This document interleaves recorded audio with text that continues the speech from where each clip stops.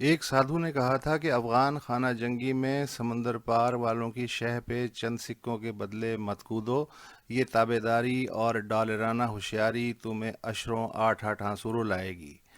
مگر سقراطوں نے سادھو کی بات کو بڑ بولا پن جانا اور ناقابل تلافی اقتصادی، سیاسی، سفارتی اور سماجی قیمت آج تک بیاج سمیت ادا ہو رہی ہے۔ پھر سادھو نے کہا، دیکھو جتنا کر لیا کافی ہے، اب طالبان مت بنانا، یہ تمہارے ہی گلے پڑ جائیں گے۔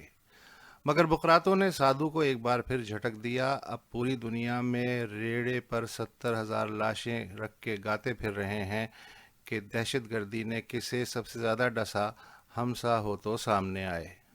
پھر سادھو نے کہا کہ اب بھی گر عقل آ جائے کہ ریاست چلانا تمہارے بس کا روگ نہیں تو جیسی کیسی جمہوریت کو چلنے دینا، لنگڑاتے لنگڑاتے ایک دن خود ہی اپنے پاؤں پہ کھڑی ہو جائے گی، بیچ بیچ میں اڑنگا مت لگانا۔ مگر وہ افلاطون ہی کیا جو سادھو کی بات سن لے۔ سخت کافر تھا جن نے پہلے میر مذہب دھرنا اختیار کیا۔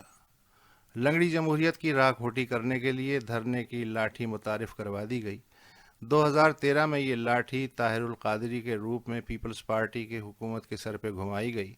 2014 میں عمران خان لاٹھی بن گئے۔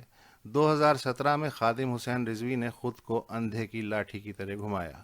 کوئی حکومت بھی دھرنے کے زور پہ فوری طور پہ نہیں گری، مگر سر پہ گومڑے ضرور پڑ گئے اور نقاہت مزید بڑھ گئی، اور لال بجکڑوں نے اس کمزوری کو اپنی طاقت سمجھ لیا۔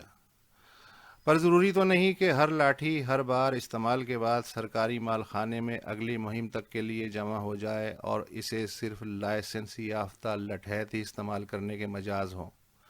جب ایک بار راستہ متعارف ہو گیا تو پھر تو کوئی بھی اپنی لاٹھی گھماتے ہوئے چل کے آ سکتا ہے۔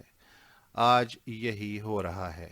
مکمل کنٹرول حاصل کرنے کے لیے جو دھرنائی لٹھ بردار نسخہ کنٹرول کھلاڑیوں کے ذریعے استعمال کرنے کے لیے بنایا گیا، وہی نسخہ کسی نے گولڈ میڈلسٹ حکیم فضل الرحمان کو پکڑا دیا، اور اب صورت یوں ہے کہ بقراط، سقراط، افلاطون سر کھجا رہے ہیں کہ بوتل سے نکلنے والے مولانا کو کیسے بوتل میں ڈالیں۔